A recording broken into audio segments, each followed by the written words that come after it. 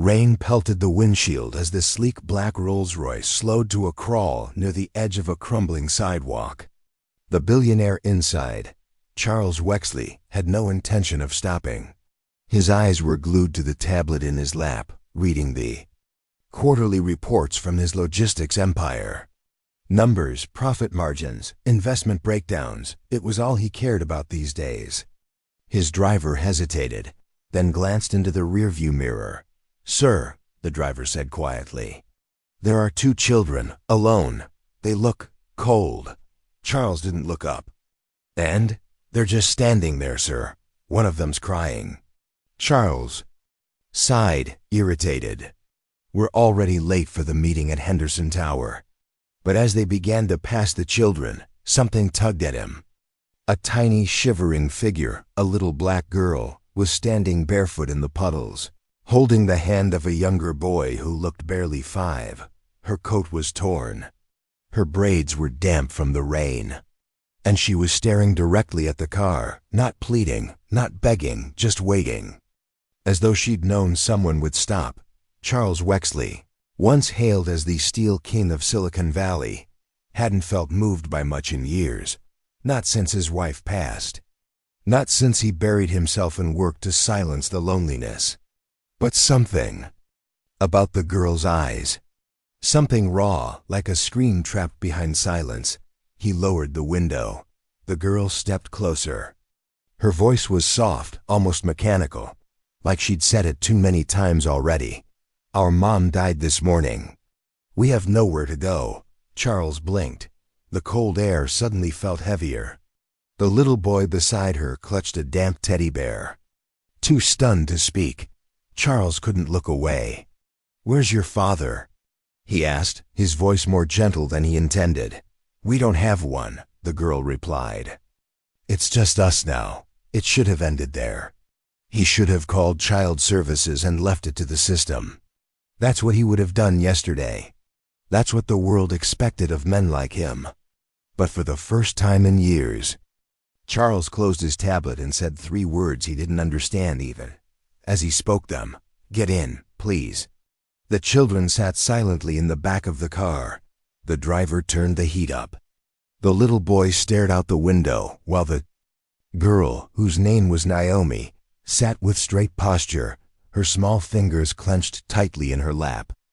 Charles tried to ask questions, where they were from, who they'd told, but Naomi was guarded, careful, like she'd learned the hard way not to trust too quickly. At his penthouse, they were greeted with suspicious stares from the staff.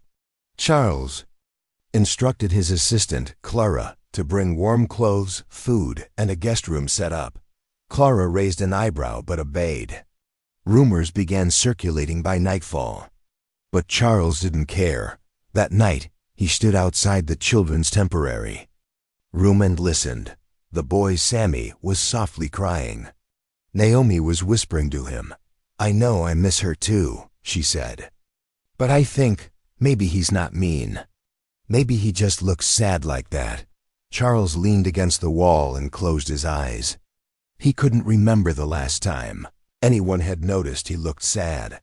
The next few days were filled with awkward silences and cautious steps. Charles tried to focus on work, but something kept pulling him back home earlier and earlier. Naomi started opening up bit by bit. Their mother, Denise, had worked 2 jobs cleaning offices at night and waiting tables during the day. Their small apartment had no heat. She had collapsed 2 days ago from what the hospital said was untreated pneumonia. She died alone in the A because her kids had no phone to call anyone. Charles listened quietly. Each word Naomi spoke chipped away at a wall inside him he didn't know was still standing. Why didn't anyone help her? Naomi asked one night that he had no answer. Weeks passed. Naomi and Sammy grew more comfortable in the home. They laughed, now played. Naomi showed signs of the leader she was becoming, smart, thoughtful, fiercely protective of her brother. Charles found himself smiling more. He began canceling late meetings just to be home by dinner. He bought books for Naomi, Legos for Sammy. Slowly, carefully, a new kind of family was forming unspoken. But real. Then came the inevitable storm. Social services showed up. They'd been tracing the children for weeks. A caseworker named Ms. Holloway insisted the children be transferred to a temporary shelter while legal guardianship was sorted out. Charles offered lawyers, private care, anything to let them stay. "They're not yours," Ms. Holloway said. Coldly. Naomi overheard. That night, Charles found her by the window again, arms wrapped around Sammy. Her voice was tired, hollow. "I knew it wouldn't last," she said. "People don't keep kids like us." Charles knelt beside her. "You're not just any kids," he said. "You're my kids now, if you'll let me." He filed emergency custody the next morning. The legal process was long and messy. Reporters spun the story into a media storm. Billionaire CEO fighting to adopt orphans found on street. Some accused him of doing it for image. Others called it a publicity stunt. Charles ignored them all. For the first time in years, he was fighting for something that mattered. 8 months later, the adoption was finalized. Naomi wore a white dress that day. Sammy clung to Charles's hand. As the judge banged the gavel, declaring them officially his children, Naomi whispered, "Thank you for not walking away."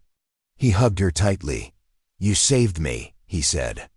"I should be thanking you." Years passed. Naomi became a lawyer. She started a foundation in her mother's name to fight for working-class mothers, those who fall through the cracks. Sammy, who once barely spoke, became a teacher, building after-school programs for kids like him. Charles, he finally retired. He didn't need the world to know who he was anymore. He knew. Every Sunday, they had dinner together. Always with an extra seat at the table. In memory of a mother who never gave up. And in honor of a little girl brave enough to speak the words that would change all their lives. "Our mom died this morning. We have nowhere to go."